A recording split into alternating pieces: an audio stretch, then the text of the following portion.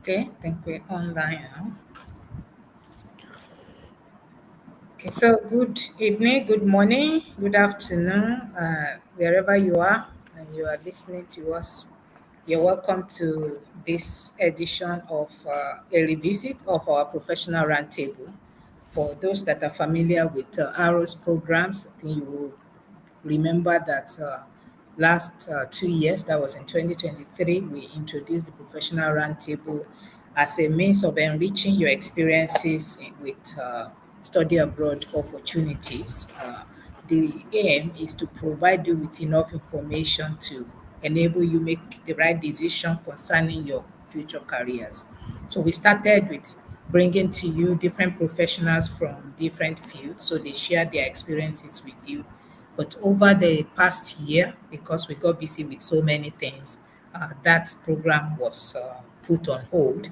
Now we're going back to it, and today we are starting afresh with the engineering profession. And tonight, or sorry, it's night at my end, so you're going to be hearing me saying tonight a lot. So tonight I have with me an engineer. Uh, he started off as a manufacturing engineer by training, but you're going to be hearing more from him based on the journey he has had so far. So on the call with me is Mr. Mokawai, aka Joash. So I'm going to be using Joash much more. That's easier for every one of us to relate with. So I have him with me on the call. Joash is Malaysian, he's an engineer, and he's going to be sharing his experience with us. So if you have it in mind that you want to study the engineering profession, or you want to get into the engineering profession, or you want to study an engineering course, this can give you some very good opportunity to have deeper insight into what goes on in the profession, and his experience might be something that can help you make the right decision. So thank you very much, Josh. You're welcome to this live session. So I will start Yes. by, okay, thank you very much. I will start by asking you to introduce yourself, tell us about your background as an engineer and how you have journeyed to get to where you are now. Thank you. Yeah. Thank you, Dr. Bosedi. It's such a privilege and honor to be able to join this roundtable, to be able to share a little bit of my own life experience with your audience here today. And yeah, my name is Joe Ash. Professionally, people call me Kawai. Uh, that's my Chinese name. Um, I'm a Malaysian, have been residing in Penang for the past 16 years or so. I'm originally from Kuala Lumpur, was born and raised there, got my early education there, and when I got a university placement in Penang, I moved here 16 years ago, and this is the city that I've been staying in. Yeah, and I have been offered uh, a, an opportunity to study manufacturing engineering with management in University of Science of Malaysia. It's a engineering only campus that is outside of the Penang Island, the Penang city. The campus is surrounded by farms and surrounded by all these plantations and estates, but it is a really great ground for training up engineers for Penang and for Malaysia as a whole. And I had the opportunity to study there. Manufacturing engineering with management was the course that I took up for my undergraduate study. It is under the School of Mechanical Engineering because it seems natural that a manufacturing engineering should fall under that school. And after I graduated from manufacturing engineering, I had an opportunity to work in a company that makes speakers, really good speakers. If you're a musician, you will probably know the brand called Bose, Bose, Bose. And we manufacture their speakers and headphones here in Malaysia. And I had the opportunity to do an internship with them, and immediately they say, "Hey, we would like to hire you full time." And I got a job there as an industrial engineering there with a focus on Lean Six Sigma. Yeah. And so from there, I continue to build on my career. I continue to pursue my passion in Lean Six Sigma. I got a yellow belt certification for Lean Six Sigma, and then I got a green belt certification as well as I was working with both.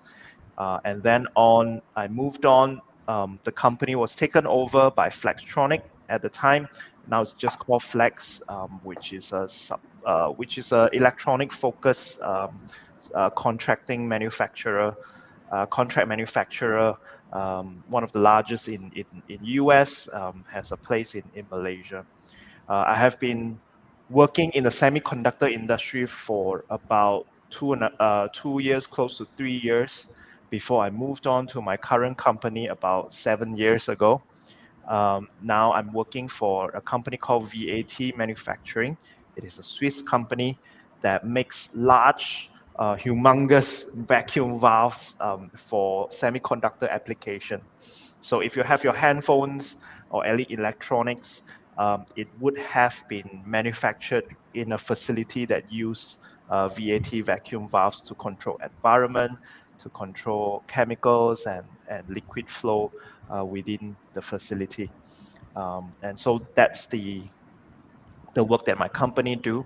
And I entered in again as an industrial engineer, but I do have a focus on Lean Six Sigma, which about 3 years into my career there, I was transitioned into being a Lean Six Sigma engineer, or they call it operational excellence engineer, which focuses on helping the company understanding the business process from end to end, finding ways to make it faster, cheaper, and much more efficient.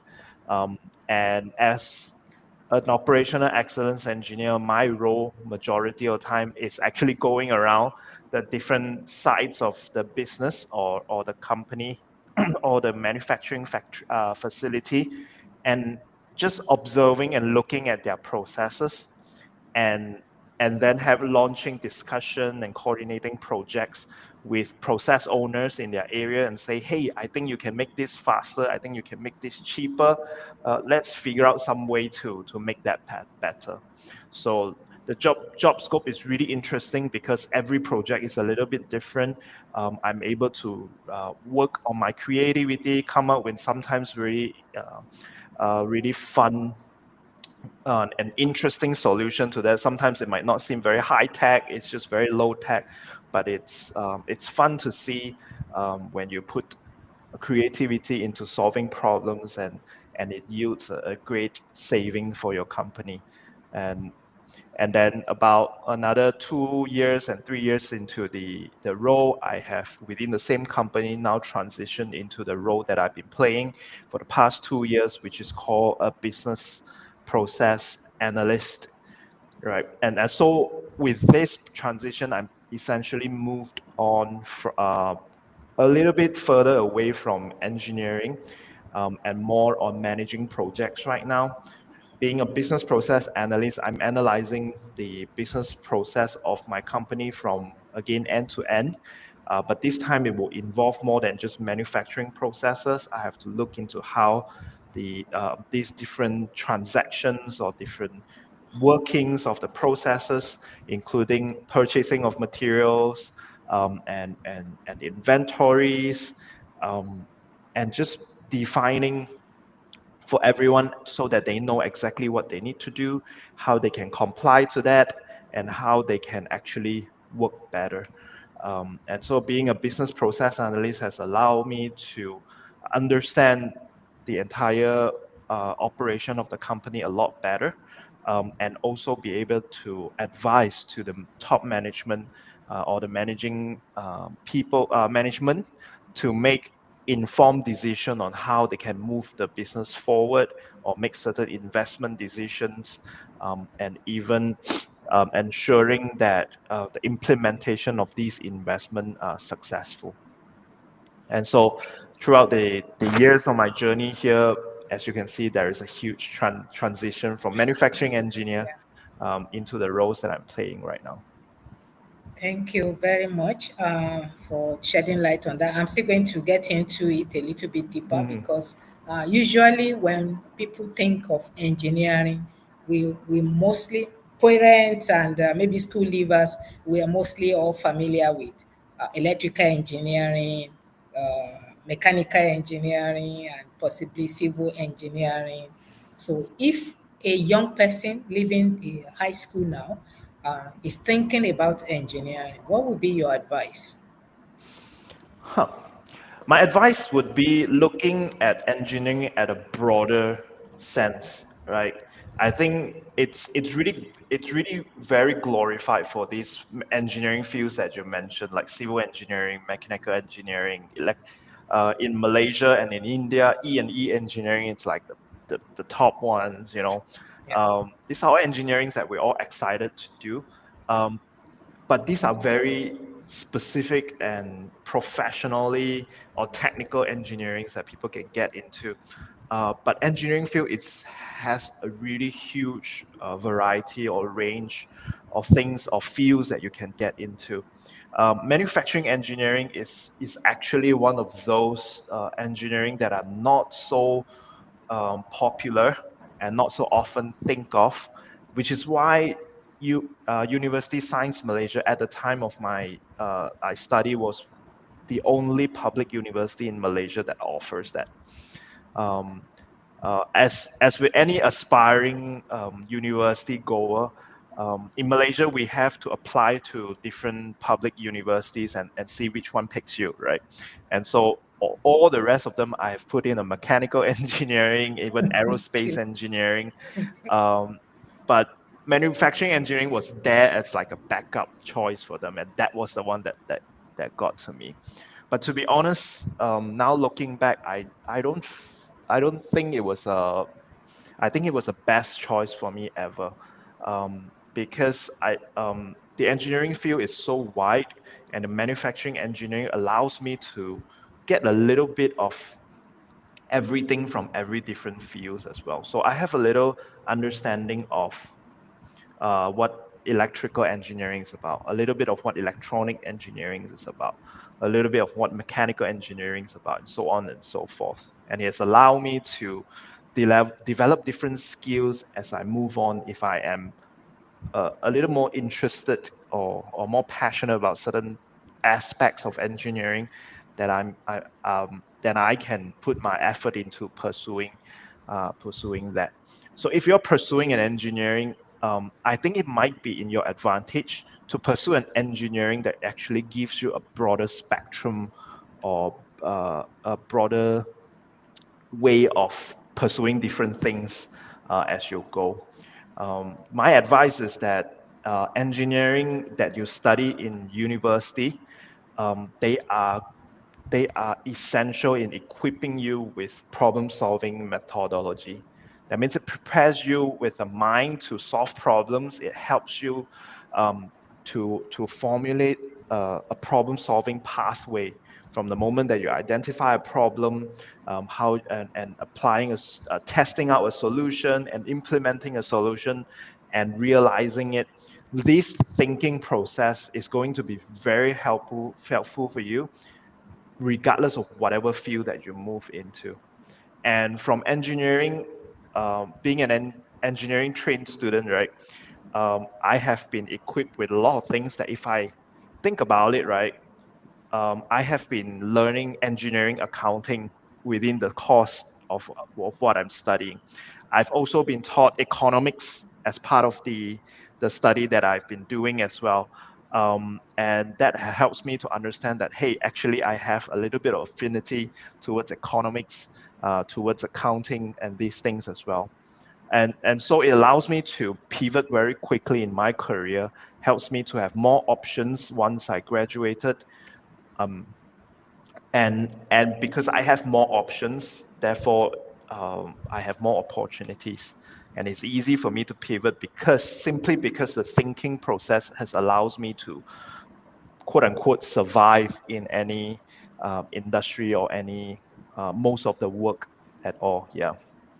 Okay, thank you very much. But so my next question may sound funny, so but I just want you to use the opportunity to maybe clarify your previous answer a little bit more, Mm, in the sense that, are you suggesting that instead of getting yourself hooked into maybe studying electrical engineering or civil engineering or something like that, and since, like you said, even though this was not your first choice, mm, but you have no regrets, mm. so which could also be the same thing for some other person. So are you saying just go for something and you figure things out as you go along?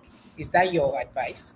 I would say if you have the opportunity and you're ever been able to qualify for specific engineerings like electric and electronic engineering or mechanical engineering, by all means, go for it because it's really difficult to get into those engineering, and you really have to tough it out for the 3 to 4 years that you study there. But I'm also saying that if let's say these opportunities are not available for you, I feel like it's still completely okay to go for other lesser known engineering fields as well. Engineering studies as well. Material engineering. I know a friend, a very close friend of mine who studied and graduated from material engineering, and right now the exact things that he's doing, he's being a process engineer, which is usually a position that is quite quote unquote reserved for people from the mechanical engineering field or manufacturing engineering field. But because he has been trained in engineering thinking process, and even though he was studying things that are more related to material and applied materials, um, he is able to pivot very quickly and pick up things very quickly because he simply because he's trained like that. So my saying is that if these things that you really aspire to, you cannot get them, do not get discouraged. And if you get a lesson known engineering, get into it because the training is going to help you to learn things very quickly and to thrive the field that you aspire to be. Yeah. Thank you very much. So, to our audience and parents and young school leavers, you should take some lessons from this. That could be somewhere to start from, and then you can find your way as you go along. That's the whole idea. So, I also would like to ask, my next question will be for people who will love to change careers. We all change careers somewhere along the line in the course of our journey. Not everyone has the privilege of starting on a particular career, and maybe for the next 35 years they are on that. So how easy will it be for someone who is already maybe in a different engineering field to switch to this field? Because when you were speaking, you talked about the Lean Six Sigma Lean Six Sigma, yeah. engineers certifications and all that. Are those part of what you learned from when you were studying, or something you picked up while you were in the corporate world? Yeah. So Lean Six Sigma was really something that I picked up towards the end of my study. I was pursuing that certification because my university was providing them in cooperation with another company to do that. But a lot more of the skills were picked up along the way as I developed my career. So because engineering just forces you to learn things very quickly, and you're always presented with problems and issues that you just have to pick up new knowledge along the way to help solve those issues.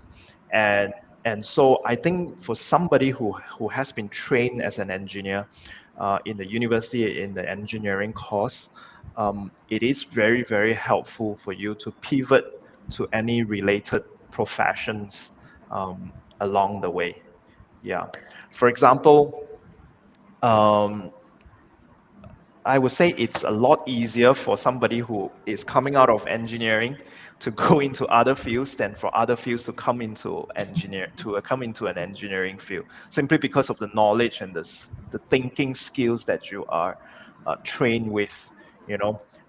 And so if you're thinking about like if AI is ever going to replace engineers, I don't think it will ever do that, because engineers are constantly evolving, and in fact it's the engineers that develop AIs. So I don't think I think engineering is a really future-proof profession that we can get into, and it's really easy to pivot when you're in coming out of engineering field. Yeah. Thank you very much. You know, you actually beat me to that because my next Mm. question was going to be about AI. Oh, yeah. Yeah, I wanted to ask, what is AI doing in your field right now, and what do you see in the future with the way things are going? Because what you just said now is what every other profession will say. I'm a teacher by profession, and everyone in my field we always, I don't know whether they are trying to encourage themselves that teachers will not be replaced. So every time I keep hearing that teachers cannot be replaced, teachers will not be replaced. There will always be that personal touch that you cannot take away. Students will always want that. I can't say yes to all of that. So, and I hear you saying the same thing now. Oh, engineers will not be replaced. So, yeah, I want you to throw a bit more light on that. What is AI doing in your field right now? What is technology as a whole doing in the field? And what can we expect in the nearest future? Mm. And what should be the position of someone who understands or who understand how to move with the trends? How should they prepare themselves for what the future holds? Yeah, I think there's a lot of caveats or things that we need to consider at the pace where AI is replacing certain jobs. I think it comes with a condition that engineers will never be replaced by an AI as long as the engineers is progressing ourselves, right? Um, if you look at the history of how technology has developed from the moment that we started developing technologies to go to the moon until today, um, the the engineers are coming out with tools to help us perform things better. Like it's always very amazing for me, like when they were doing calculations for they used to be a huge rooms with hundreds of engineers just prodding on the tables and doing calculations and hiring computers like actual human computers to do calculations on those things. And now we are able to do all those things a lot faster with just a laptop in front of us. But yet, we are still here around here. I think AI is one of those things as well, that we have developed a tool and technology to help us do things faster and better, so that it actually frees us up from the mundanes and all this tedious work, and free up our minds and our hands to be able to innovate better, to pursue other things, and to actually come up with better solution that our predecessors can never think of. And in this sense, I think the engineers are fully equipped to brave through like that, because an engineer is trained to constantly dealing with new problems, coming out with new solution and dealing with new problems. And therefore, that is why I say the engineers will never be replaced by AI, so long as we continue to progress along with the time. I think with AI, we should see AI as a tool to help us perform better at our work. um, but I think in this stage of AI, I still do not, I still have not seen a huge adoption of AI especially in Malaysia, where labor is still considerably cheap. I think AI is more of a threat to careers if you are in the more in the European and American side, the Western side, where wages is extremely high and every company is looking for ways to cut down costs and do things faster. For Malaysia and developing countries where late wages is low, um, I think we can still afford a few more decades before that would happen. Yeah. Do you Um, see that happening? Say 30, 40, 50 years? I think Malaysia is. Um, I think it's on my personal opinion on this. I think Malaysia is about to break out of our middle income trap where we are, and with that, wages is going to go higher. And when that happens, I think there will be a bit more incentive for companies to adopt AI into their workflow, which we have already seen some workflow being adopted by AI, especially dealing with paperwork um, and HR and global services. These are the things that I've seen AI coming in. Um, but at the same time, I feel like engineering is still one thing that still has not uh, been threatened so far. Yeah. Okay, thank you very much.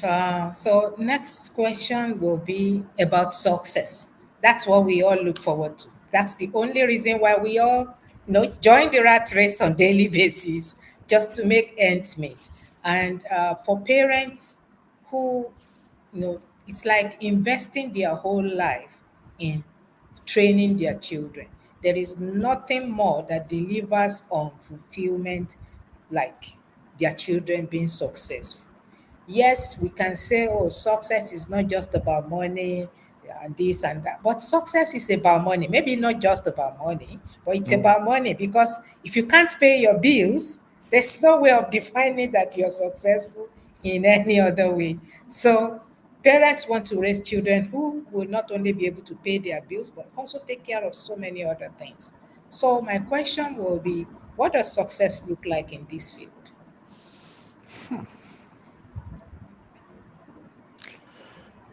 I think there's something um, about engineering. When I first was considering to take up engineering, there is I remember this education advisor that I was meeting. Um, he mentioned um, that there is only so far an engineer can go in their career. That's a reality. Um, what does it mean? Like engineering allows you to enter into a field with a considerably high starting salary compared to a lot of other careers. Like I have, like if you're a lawyer in Malaysia, your starting pay is going to be really low because, well, let's face it, you're a newbie, you know nothing, right? But and then as you progress in the career, that's where you get more experience and you become a better lawyer, and you make more connection, and that's when you make more money. But for engineering, it's a rather steady job progression. You start off with quite lucrative numbers compared to other of your peers of other careers, and then because the market still values engineers a lot, especially here in Penang, where manufacturing jobs it's really high. Engineers is highly valued here. Then you will see progression in your salary.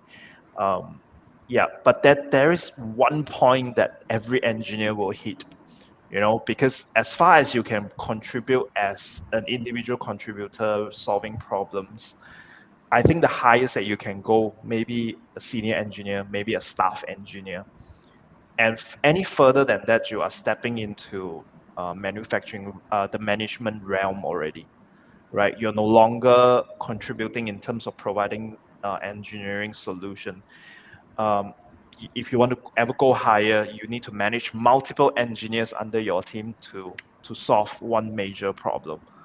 And so I think being an engineer helps you a lot. Like I said, it's easy to pivot when you're starting off an engineer, but you need to aspire higher than being an engineer if you want to make more money than or have a higher progression in your career.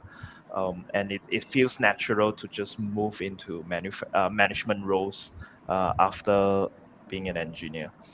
And success, of course, can be measured with money. your first step is already a success.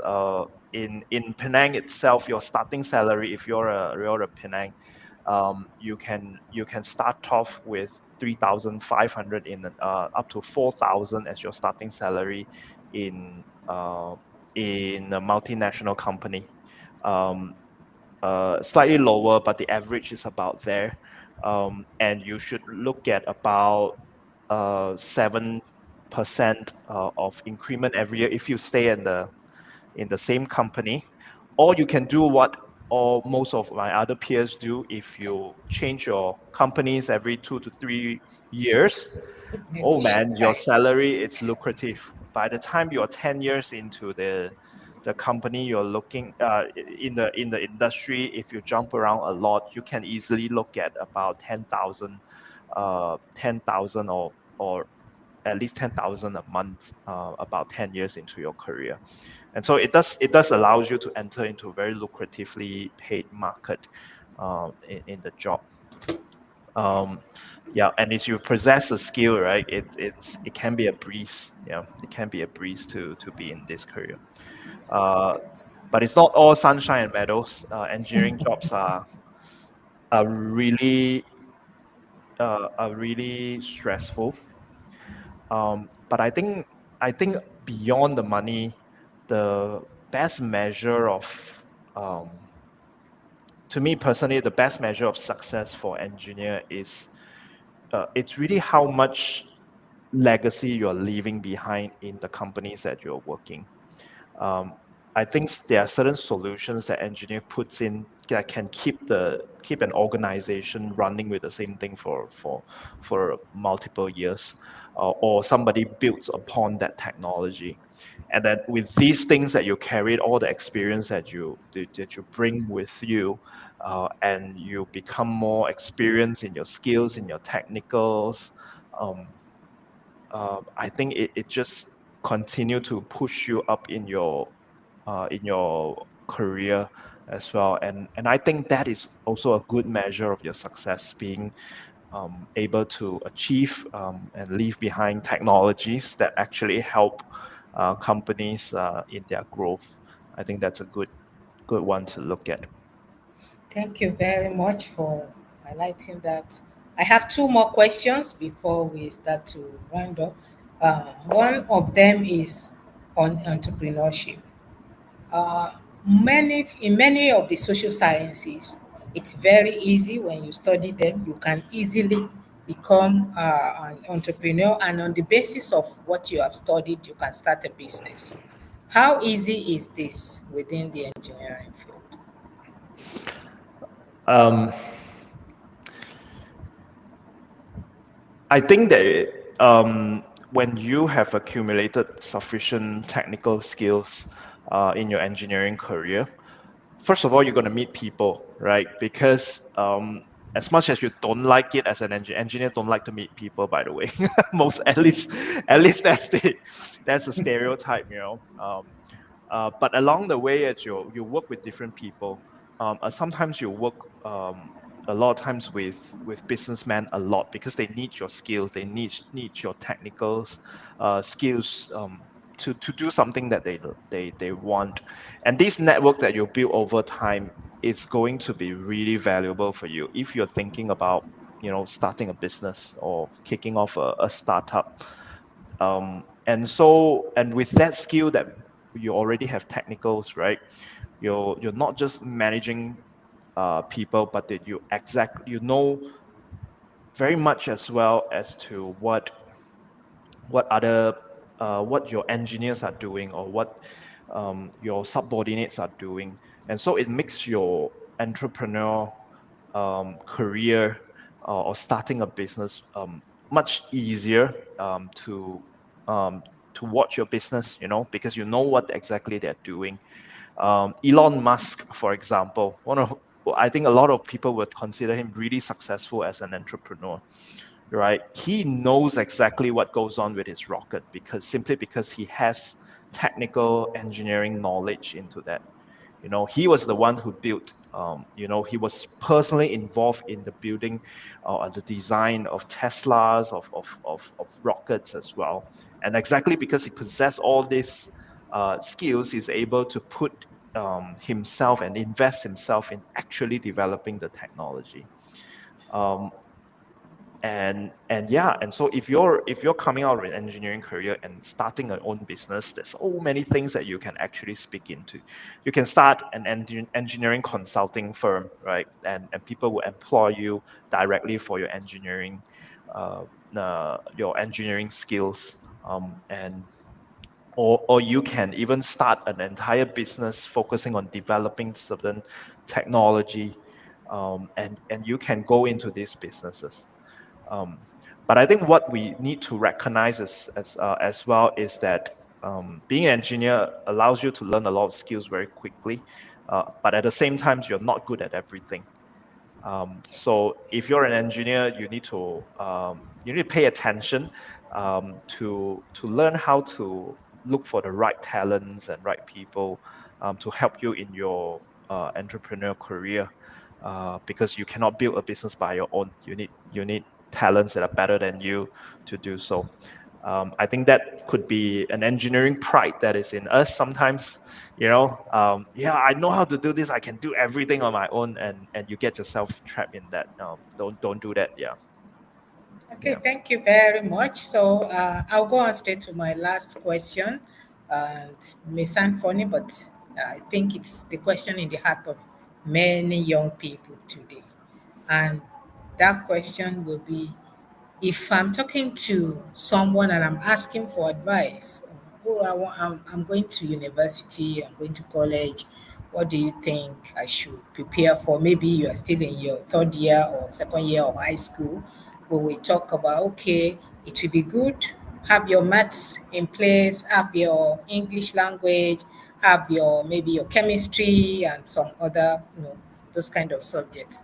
But when you think of today, I think some of the youngest millionaires that we have today are not, they are not into mathematics. They are not even into any of these things. So a young person might feel like, why do I need to worry my life when I can be a YouTuber and be a millionaire in how many weeks or months or a few years, or maybe where I can be a gamer and I can actually make millions from gaming or from trading. So, what's your advice to young people regarding that? My advice is going to be a very engineer approach to thinking of this problem. Um, I think you need data. The data of how many aspiring YouTubers actually made it versus how many aspiring engineers actually made it. Um, I if you're a YouTuber, if you're really good at being creative, you're really good at media and all that. Oh man, by all means, go and make these millions, right? But what I'm saying is that not everyone is able to do that. You know, and so you have to look into your career as in a longer term. When I was young as well, I think that's all I can see, right? What's going to happen in the next 3 to 5 years. Um, but what you really want is career sustainability and longevity in your career. Um, because how far can you go? Um, is a question that you need to ask about that field. It's a question that I ask about engineering as well. And I have seen so many engineers who have been in engineering field for 30, 40 years, and they are really doing really well. And if you look into if you look into them, their career and their starting point, there's nothing impressive. You feel like everybody who has gone through engineering study can actually do that, can actually make it. And the chances are a lot higher if you're in a career like engineering. You don't have to specifically in engineering, but a field that's like engineering, which is much more stable, sustainable. I think it's a good career to go into. I think money is not going to be Um, I would say don't let money be your only deciding factor, or fame be your only deciding factor in choosing a career. I think it's important, to think about, beyond this money, what kind of legacy are you thinking about leaving? And can you do this in the next 10 years, 20 years? And how is this going to, what is your fallback plan, right? If your YouTube thing doesn't work, what is your fallback plan? And so, if you want to be a YouTuber, please go and study engineering. Please go and study engineering, so that if your YouTube career fail, it's okay, man. I You can have go back something to fall back on. and have something to fall back to. And engineering, it's a great safety net for you. Yeah, I'm a bit biased here, but yes, I'm hard selling the engineering Naturally. study. Yeah. Um, Okay, yes, thank you. yeah, have a fallback plan. Go be a YouTuber, but have a fallback plan. Always have a fallback plan. Yeah. Thank you so very much. Technology is very fickle.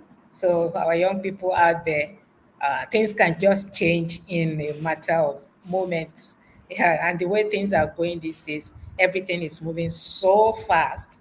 Before you even understand the last one, a new one has come. So, like he said, please have something to fall back on. Don't get caught in the whole excitement without having, something solid as a foundation for you. You never can tell what will happen tomorrow.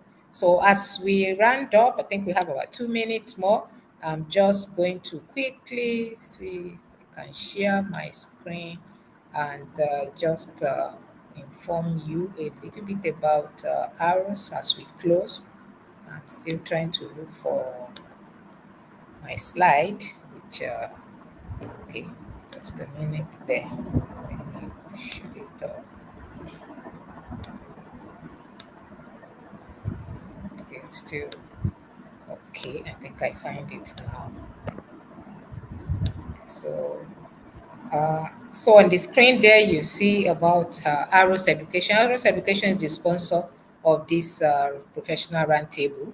Arrows is the organization that supports your dream of studying abroad. The coverage is about 30 plus countries with over 2,500 institutions across the world, with thousands of courses in various fields. So you will definitely be able to find one that you are interested in. Coverage also is from K to 12 to PhD, so any level of education you are covered. And so service charge is very, I think I say the most affordable that you can find. So you can go to Arrow's website, as you can see on the screen, https colon slash slash arrows transactions one word.com. So complete the application form there, upload the required documents, and then contact Arrows on WhatsApp.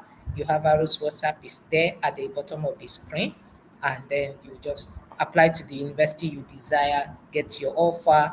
Arrows will support you for your visa and every other part of the process. And before you know it, you are where you wish to go. And you can always go to visit any of the social media handles to see if you want to chat with someone, or you can go to YouTube to see some of the previous sessions that we have had on the Study Abroad webinar series. So you can educate yourself. And if you want to talk to someone, by all means, you can chat on WhatsApp with the office. There will always be someone there to answer your question, and it's always free. So these are the countries covered by Arrows Education. If you wish to study in any one of them, you are covered. And if you want to go to another country that is not on this list, you can also reach out to the office, and it will be you'll be taken care of. Thank you very much. I'll stop sharing my screen there. So this is where I would like to say a very big thank you to our guest for this evening, Thank Mr. you. Joash Thank you for Mock. inviting. Thank you for sharing your experience. Thank you for enlightening us, and I hope and believe that some of our uh, participants online would have learned something, and those who can't make it there will also be able to visit this video later on and educate themselves. So until we bring another professional your way, thank you very much, viewers out there.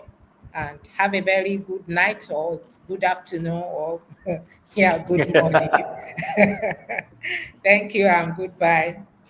Goodbye.